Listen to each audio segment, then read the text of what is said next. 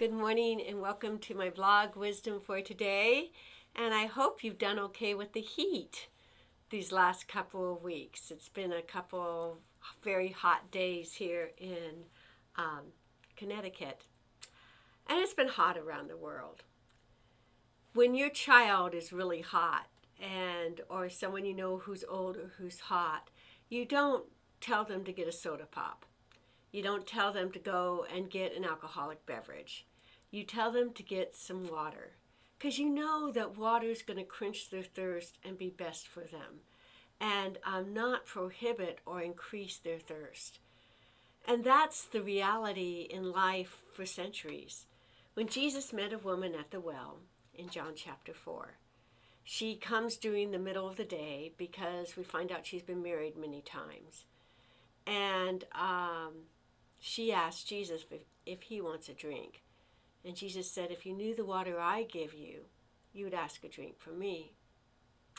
And he says, everyone who drinks of this water will thirst again. But whoever drinks from the water I give will never thirst again. Indeed, it will spring up into a well of eternal life. Now, you who go to our church will recognize that statement. I say it every communion when I pour the wine. And there's a reason for it. It's the metaphor of our eternal life. Jesus quenches our thirst. He quenches that deep longing inside of us to feel important and to feel loved. That deep longing inside of us to have meaning and to have a sense of purpose.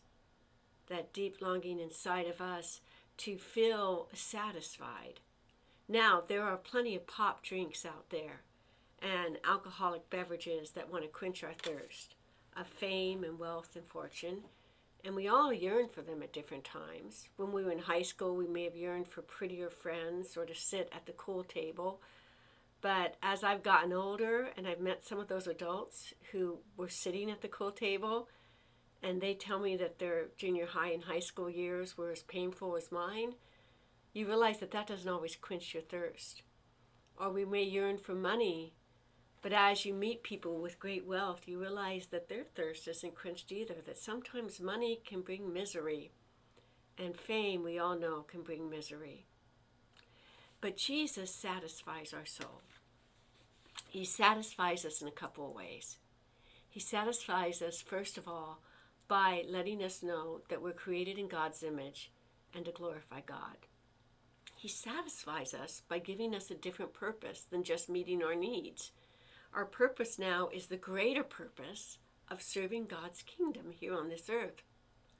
And with that purpose of serving God's kingdom here on this earth comes a sense of being content with what we have, because we understand that God is in control.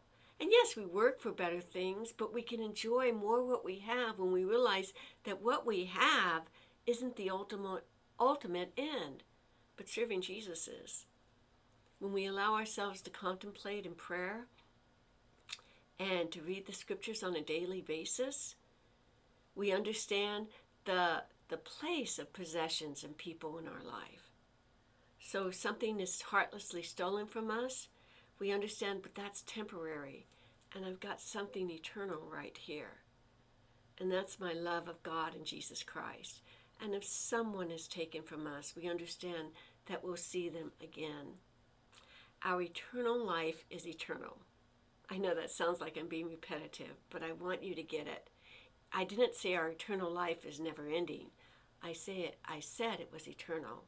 In other words, if you look back on your life, you will, and how God led you to faith, and you contemplate it, you will see the hand of God in your life even before you believed, leading you to a place of divine knowledge, what we call the saving knowledge of Jesus Christ.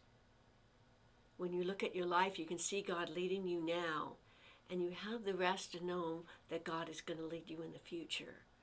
Our eternal life is eternal. If anyone drinks from the water I give you, it will spring up into a well of eternal life. That's why I repeat this at communion, is because the gift that Jesus gave is eternal. It helped us in the past. It's helping us in the present. and it'll help us in the future. I pray that in the midst of this heat that you'll take time to refresh yourself like that woman at the well at Jesus' feet. I look forward to seeing you in church this Sunday.